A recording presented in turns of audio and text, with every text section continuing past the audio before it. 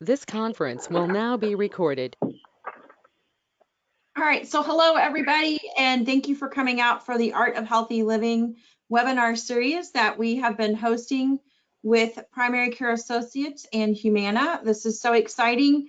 We've been able to deliver some really timely and important health topic discussions for the last almost 6 months now about different things that relate to our Community Health Improvement Plan, which we've been really excited about. So welcome today. We appreciate you joining us. And so let's talk a little bit about Healthy St. Lucie. This is a coalition that started in 2016 after we did a community health assessment with the health department. And we learned a lot of different things about what needed to be improved in our community in terms of community health. So it's a coalition that came together to promote health where we live, learn, work, and play, and really bring the items that we found in that assessment to life. And they were the boots on the ground helping us implement this plan. And they're still active right now as we start planning our new community health improvement plan that'll be for 5 years starting in 2021. So just a quick look at what our current community health improvement plan looks like and some of the focus areas. We're really looking at getting our community to eat more healthy, and that's starting from birth and continuing through life. So we have breastfeeding initiation and duration projects that have been going out in the community for the last several years, working with hospitals to get breastfeeding initiation rates up after delivery for new moms, and then working with communities, schools, work sites in making sure that when mom does come home, that if there's any issues with breastfeeding, that we have programs and support for the new mom learning how to breastfeed, that those can be mitigated and resolved as quickly as possible. And then when mom possibly goes back to work, how does that happen? So we've had some really successful projects in the community for the past several years. And then we've identified some food deserts as well. So a food council was formed to look at some of those pieces and how we can help get access to healthy foods in communities with food deserts. We also noted that we had a pretty significant amount of people that were sedentary in our community, about 30.5% now, and then also that were insufficiently active or inactive. So in order to address that, they started a Billion Steps Challenge, which is a community-wide physical activity campaign aimed to get people moving more. And we use a online platform called Walker Tracker, where everybody in the community that signs up for the challenge can track their steps and have them all counted towards our overall challenge of trying to get 1 billion steps by the end of each year. Right now, we have about 2,400 people registered on this. We have, I think it's about 148 teams signed up. We're really looking at moving into more team activities for the next year at work sites. We're really excited about the move that way. So anyway, the Walker Tracker platform is really nice and flexible. You can sync your smartphone, your watch, or you can manually enter your steps. And one of the big things too, is you don't just have to walk or run with this. You can actually, there's 100 different activities on there that you can participate in and put the minutes from those activities and have them translated into steps for a challenge. So no matter what you like to do for physical activity, you can still participate in this challenge. So we're really excited about that. We've been looking at schools too and activity rates in there, what's been going on in after school programs. As I mentioned earlier, we're working on work sites. And then we've been working to really establish some community walking groups and exercise groups, because that social network of people that are healthy together, move together, really helps support us moving forward with moving more as a community. So finally, we've been looking at chronic diseases, helping people manage those. We had a diabetes support group. We work on tobacco prevention and cessation efforts, getting people to youth not to pick up smoking and other tobacco products as well, like Juul, and then also getting people to quit as soon as possible if they are smoking and using tobacco products, so that they don't develop long-term chronic illness from that. And then we've had an age-friendly collaborative too, looking at how can we age in place in our community and addressing some of those caregiver issues. Some caregivers are so busy that they're not taking care of their own health at times as well, and they're, need some respite, things like that. So looking at how we can have a community that everybody can age in. So those are kind of the focus groups right now. And we will be launching a new community health improvement plan January 2021. We've been working with the steering committee for the last several months, looking at the community health assessment data. And then we're putting together a plan and some strategic priorities, and we're hoping to take that plan out and share that with the community as soon as possible. And I just want to remind everybody on the call today too, if you're interested in working on this plan, it's not going to be one of those plans that gets set on a shelf and never looked at. We'll be working on this plan for 5 years, making adjustments to it as we learn more information, or if we've set out on one action step and it's like, well, that's not really going anywhere, we're going to find the right action step to make sure we're moving the needle in health in St. Lucie County. So we would love to, if you would like to be a part of that, let us know. We'd love to bring you on to meetings and things and events that we're going to be planning coming on. So anyway, I think we may have Jessica on now. This is such a great title today, and battling dangerous belly fat. And a lot of our work plan activities, as you can see in our chip, have some connection to this and being able to help mitigate the dangerous belly fat. So without further ado, I would like to introduce you to Jessica Ortiz from Humana, who is our speaker today. Jessica, are you on? I saw her there before. Yep, you're on mute if you're, I think I can unmute you. Let's see. Hi, good morning. There you are. Hey, how are you? I'm good. Thank you, thank you, thank you. Sorry for the delay. Yeah, my name is Jessica Ortiz. I'm a licensed sales agent at Humana, and this is a great presentation. It was developed by Humana in consultation with the clinical staff. Now, if you have questions today, you could always direct them to your doctor. Now, there are some things that I would like to remind everyone.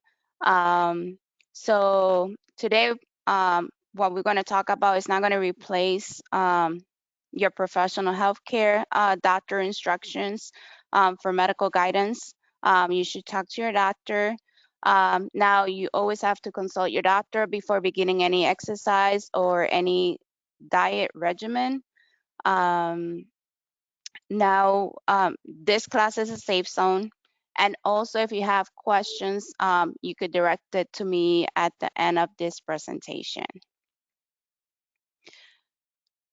Okay, so today we're going to talk about important facts about fats, consequence of having too much belly fat, what fat accumulates in your midsection, also how much belly fat is too much, and steps on getting rid of any to prevent belly fat. Okay, yeah, you could go to the next one. Okay, so in this case, we're going to use some questions below to see how much you already know about dangerous belly fat.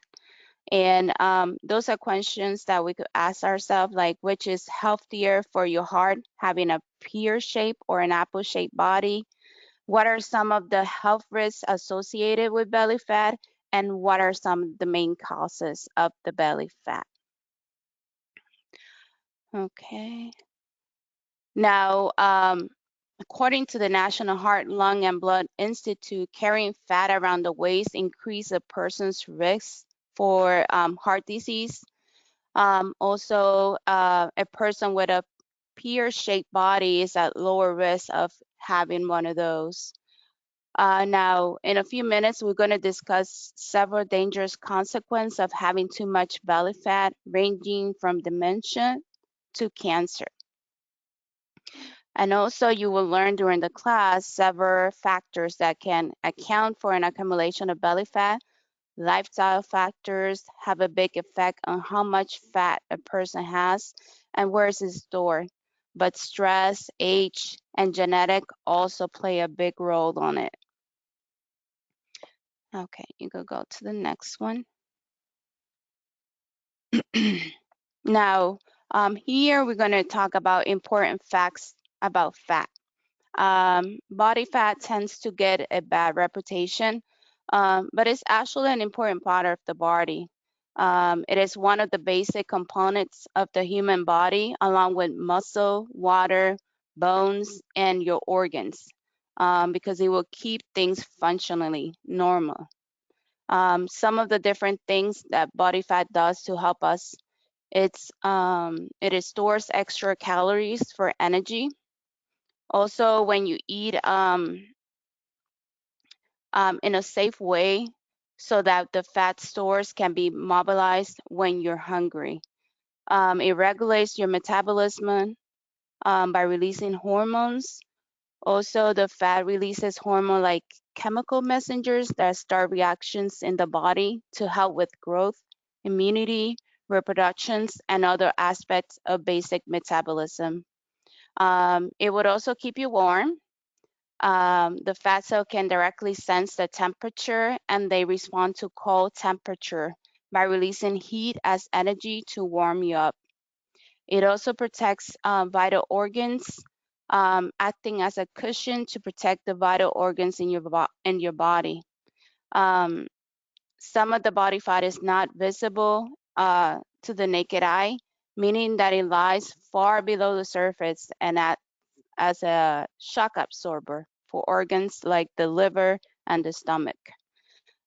Muscle fats are very structures.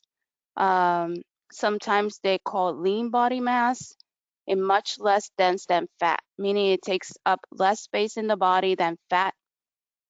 While the fat cells tend to store calories, muscle cells burn extra calories. And that happens even if you're resting.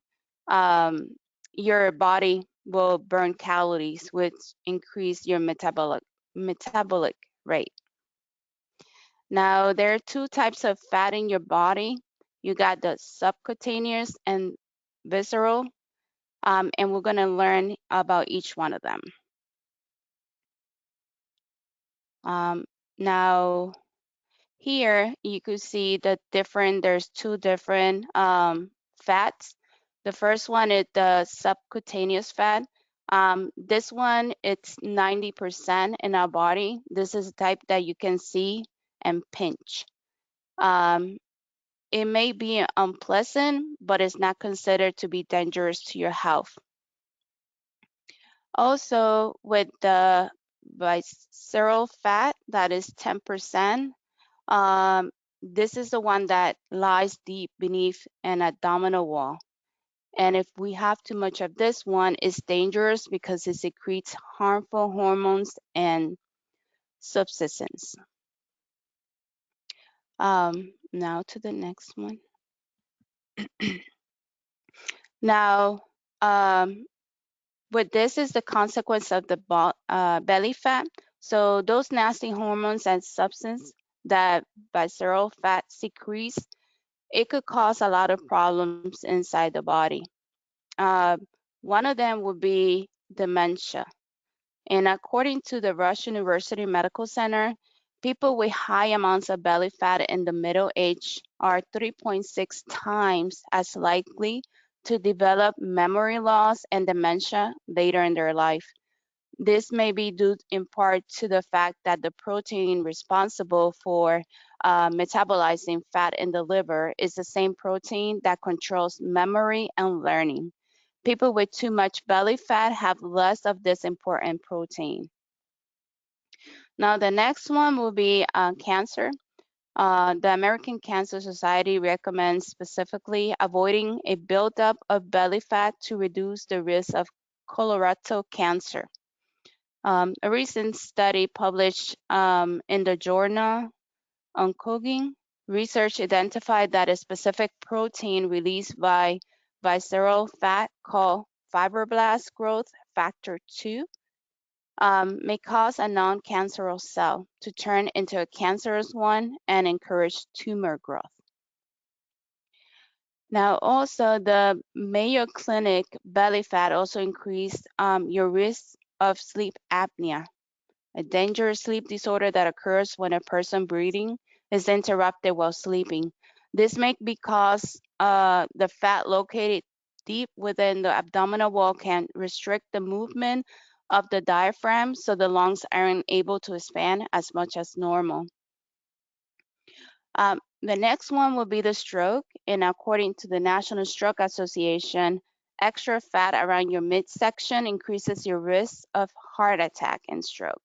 And this one may be due to the presence of too much artery clogging, cholesterol in the bloodstream. And as we already discussed, heart disease is linked to belly fat too. So according to the Harvard Health, visceral fat releases hormones and other substances that promote inflammation and raise the risk of other heart-related conditions that contribute to heart disease, like the blood pressure, high cholesterol, and diabetes. And also, if untreated, belly fat can lead to problems, and this is why it's so important to fight dangerous fat around the belly. And now to the next one.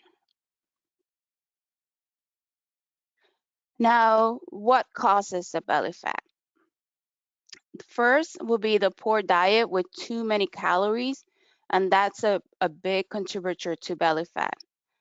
Weight largely regulated by diet. People who consume large amount of calorie are more likely to have excess visceral fat. This makes overeating a common culprit. I'm sorry. The second would be the lack of physical activity. That people who are not active will burn less calorie and have less lean body mass, and the metabolism will be slower. Also, chronic stress releases a chemical called cortisol, which may affect where the fat is distributed. And according to the University of New Mexico, cortisol causes the fat to be stored deep within the abdominal wall, and it increases appetite and weight gain. The fourth one will be aging. That plays a role because muscle mass tends to decrease while fat increases. This means your body doesn't use calorie as efficiently, making it difficult to maintain a healthy weight. Also, generic may particularly determine how many fat cells a person has and where they're settled. This means that to some extent, your tendency to be apple or pear shaped may be passed down through your genes. Now to the next one. So, according to the National Heart, Lung, and Blood Institute, this is the measurements for a healthy weight. So, in women's will be less than 35 inches, and in men, less than 40 inches.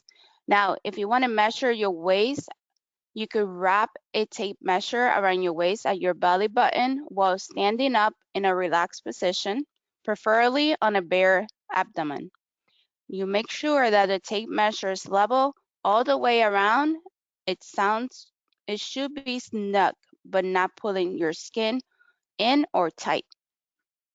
And that would be a good way of knowing what your measurements is for your waist. Now, these are going to be simple ways to fight belly fat. Now that we have talked about the belly fat, what causes it, and the dangers of it, now there are many things that you could do. Always keep in mind that small changes can lead to big results. For the remainder of today's class, we'll discuss 4 simple steps that can help you control belly fat. No, the lose extra fat and keep it off long term. Also, will aim for slow and steady weight loss. Experts recommend losing no more than 2 pounds per week. As we discuss each of these changes, think about small steps you could take in your life to help improve your health, and make note of any questions you have. That way you can make it to your doctor. Now, on the next slide, we're going to talk about eat a healthy diet. Now, the best diet to follow to control belly fat is the one that is balanced. This means that it's rich in fruits and vegetables and also contains moderate amounts of whole grains, lean proteins, and healthy fats. Your diet shouldn't be too high in calories because, according to the Center of Disease Control and Prevention, eating excess calorie leads to weight gain and increase your risk of belly fat. In recent years, there's been an uptick in a specific diet promising to help whittle away your waistline. Don't buy you into hype. There's no single food or group of food that have seen scientifically proven to get rid of the belly fat. Instead, the best strategy is to focus on eating a diet rich in fruit and vegetables, whole grains, lean proteins, legumes, nuts, and seeds.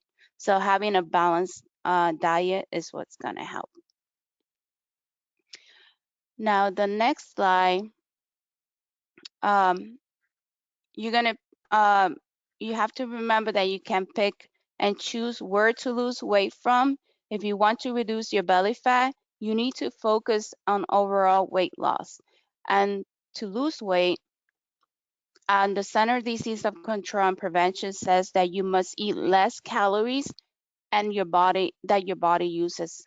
Since 1 pound is equal to 3,500 calories, you have to reduce your calorie intake by 500 to 1,000 calories per day to lose 1 to 2 pounds per week. And this is difficult for many people because of the components of losing weight in changing the eating habits. These 3 steps may help. Start by recording everything you eat and drink for a week. The more details that you give, the better it is. You write down what you ate, how many calories it has, the time you ate it, and how you felt before and after. If you have a smartphone or a tablet, there are many apps that you could help you track your daily diet. Next, you could try to reduce the number of calories you eat by about 500 per day. Look at your food log and identify changes you can make to decrease your daily calorie intake. Now, replacing unhealthy eating habits with healthy ones can help with this.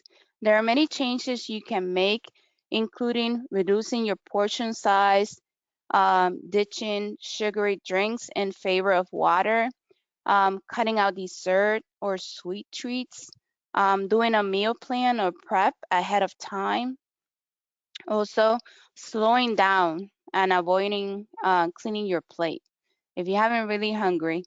Now, find another way to feed your feelings. Like if you feel like you have anxiety eating, you could call a friend, you could take a walk, or if you find yourself eating due to boredom, anger, sadness, or being tired, um, you could always either do one of these, or call a friend, take a walk, or have your mind busy. Now the next. Now another way is getting plenty of sleep. When you get the right amount of sleep, it may help you control belly fat too. Think about how sleep or lack thereof affects your diet and exercise habit.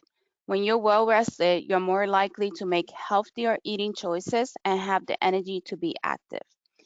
So try to sleep at least 7 to 8 hours per night.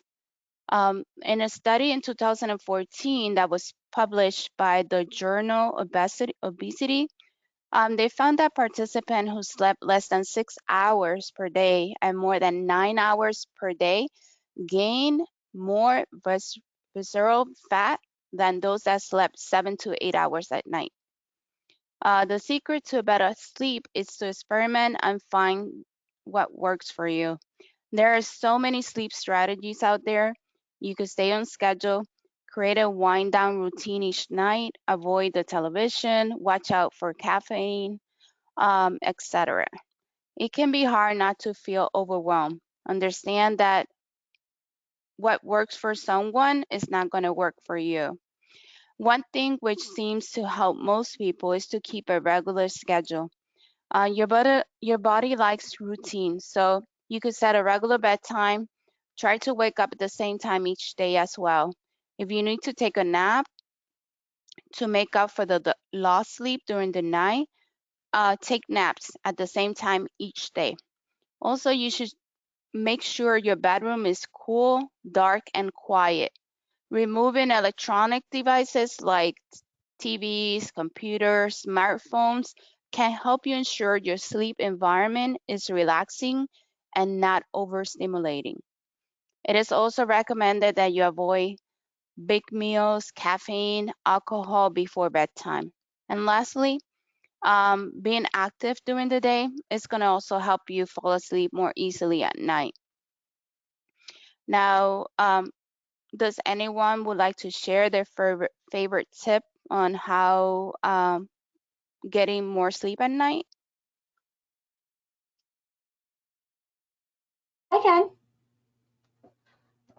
I tend to, when I fall asleep, I charge my phone away from my bed. So I'm not playing on my phone all night. I'll give myself like 20, 30 minutes to look on social media, and I'll put it away. Because if it's right by my bedstand, I will be on it for hours.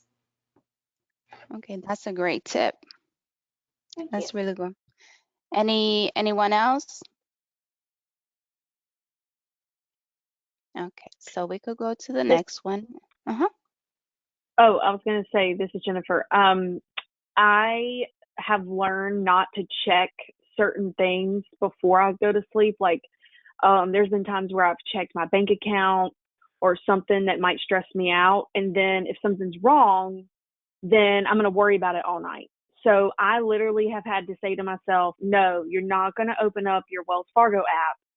You do that in the morning because A, you cannot get a hold of anybody tonight, so they're not going to be able to do anything.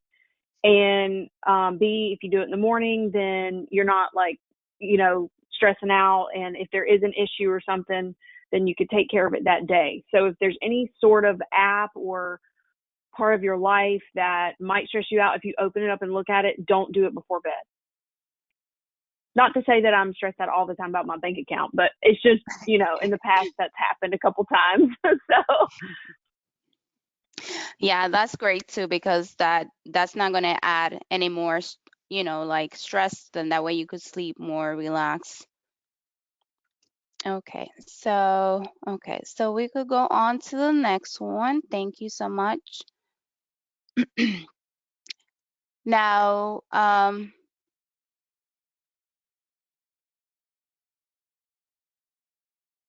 okay. Okay, so this one is how to manage your stress. So when you stress, your body releases a stress hormone called cortisol. If your stress is chronic, your cortisol levels can get too high. Now, according to the Mayo Clinic, this can disrupt all of the body process and increase your risk of weight gain. In addition, when you stress, you're more likely to reach the unhealthy high-calorie foods, according to Harvard Health. Luckily, there are several great ways to blow off steam and fight the stress you might be feeling. First up, exercise can be a great stress reliever, and it gets 2 thumbs up because it's another way to get rid of belly fat. Find an activity that you find relaxing. This could be going from a morning walk and enjoying nature, riding a stationary bike while watching your favorite television show, or swimming while soaking up some sun. Also, you could try relaxing visually. Sorry. In fact, we can try this together. Start by closing your eyes and taking a couple of nice deep breaths. Now, you're going to think about a place that you find peaceful and calming. That could be laying on the beach or looking out over a beautiful mountain range. Immerse yourself into the place as much as you can, using all your senses.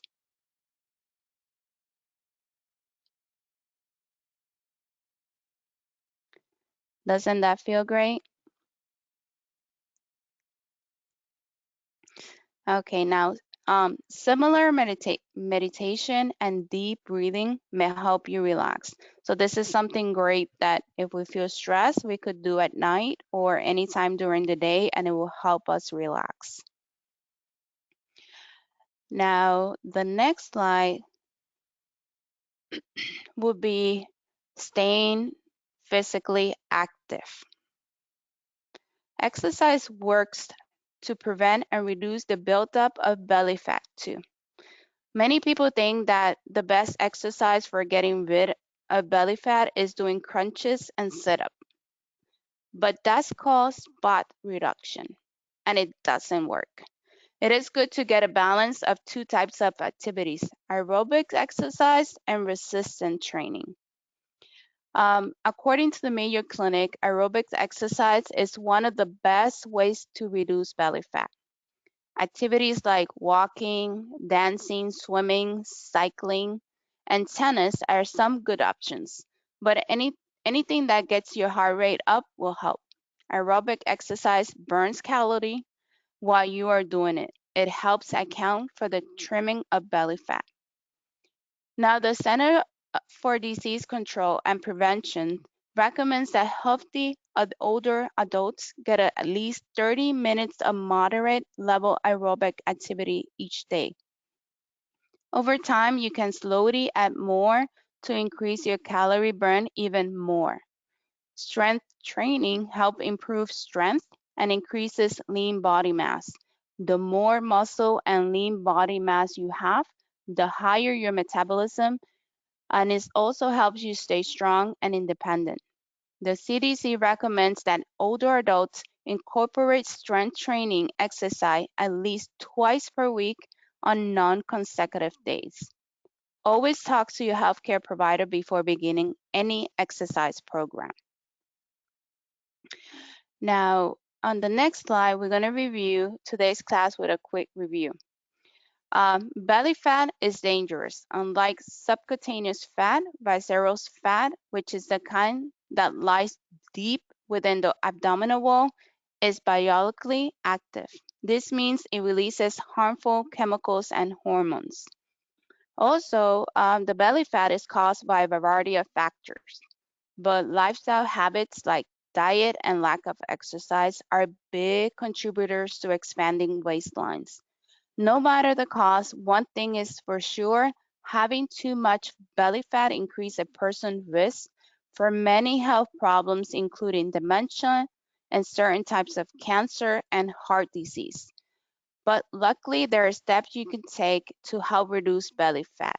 That means eating a healthy diet with an appropriate portion size, doing aerobics and strength exercise, getting plenty of sleep, and managing stress can help. So the next slides are just a reference where we gather all of our information. If you have any questions regarding health related, you can always call your doctor and ask them before you begin any exercise program. That for sure will help you with the belly fat. And thank you so much for attending our class.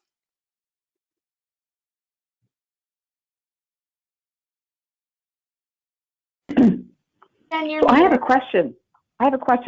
Is it okay to ask a question now? Yeah. Yes.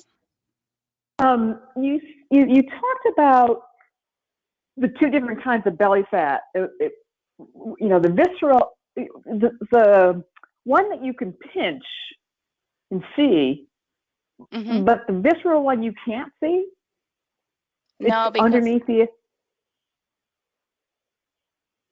Yeah, I guess a little more on that. okay, that one is the one that lies beneath the abdominal wall. So that's like only 10%. So that's really deep inside your abdominal. Mm-hmm. So you see in the picture, that's the one that is right deep in, like where your organs, everything is inside. Yeah. So whatever you see, you could pinch. It's subcutaneous because the skin has different layers. So Mm-hmm. that one is the one that you don't see unless you when they open you, they see it in there. But so how would you know you have it? Well, that would be something that will be the doctor will let you know. Uh-huh. Um, like I said, I'm not able to tell you. No, I know. I But just sort of in general. yeah, I was, yeah, that So would be okay. Dr. Lomax Homier put in here that visceral fat surrounds the internal organs. It can only be seen by an ultrasound or a CT scan. Wow. Yeah, I so did not know that.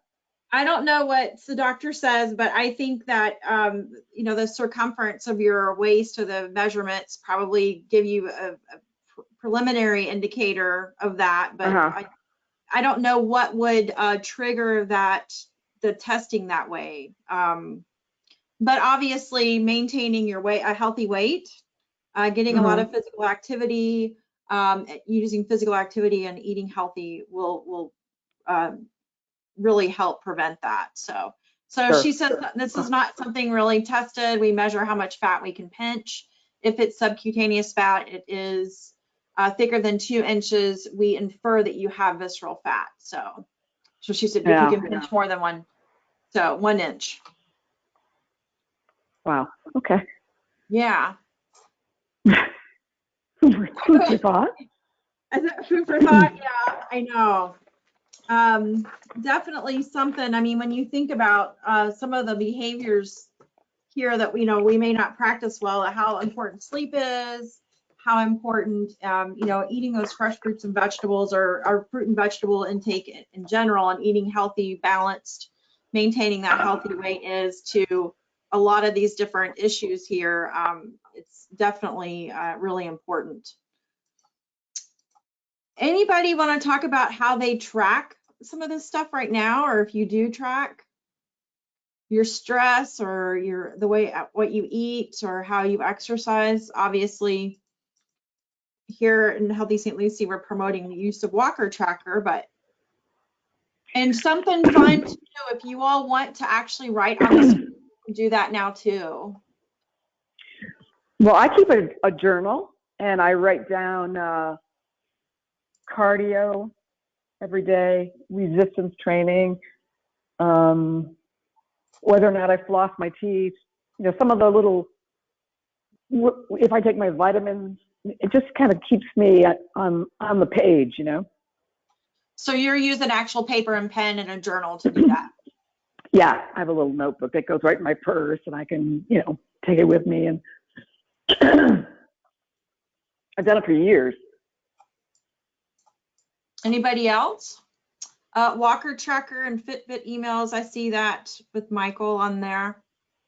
Obviously, I use Walker Tracker too because that's part of our community challenge, which tracks all of my physical activity. It's also tracked on my phone, and I'm using MyFitnessPal too to track food right now. It's a free app.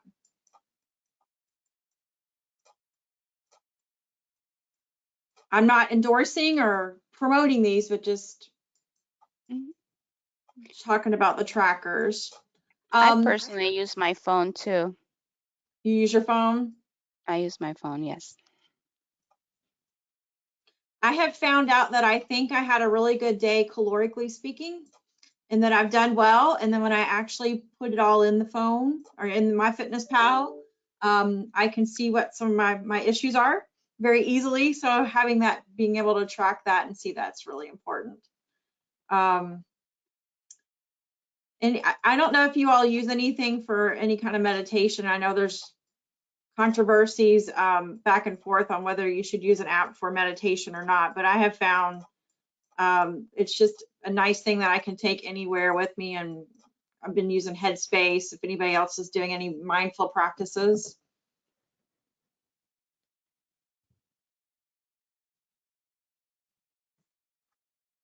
No? Well, this isn't really a mindful practice, but before I go to bed, I play like ocean sounds, like ocean waves or raindrops on the roof. So it's kind of nice to hear and helps me fall asleep.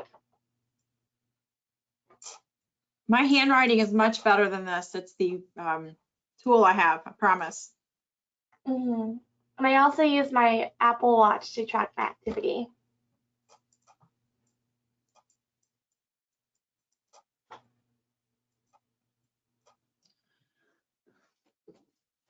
Yeah, we are working right now, getting together a national diabetes prevention program here in St. Lucie County, and Emily and I went to training, and they really stressed how important tracking is for participants, just to see what's going on and being able to measure what's going on. So tracking is definitely an important feature of making some lifestyle changes that you're trying to make too. So any other comments on that?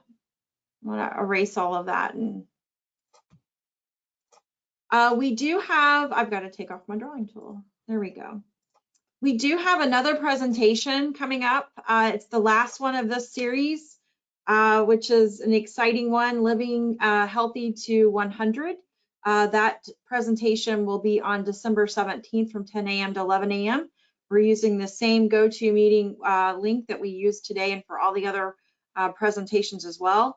This should be a really good one, and hopefully we all want to live to 100 if we can, and if we can, staying healthy through that time too, and not being with a lot of different chronic diseases. So this will be a great presentation, timely too as we head into the holidays, and we want to maintain some of our lifestyle changes we're wanting to make, and not let the holidays just take us away.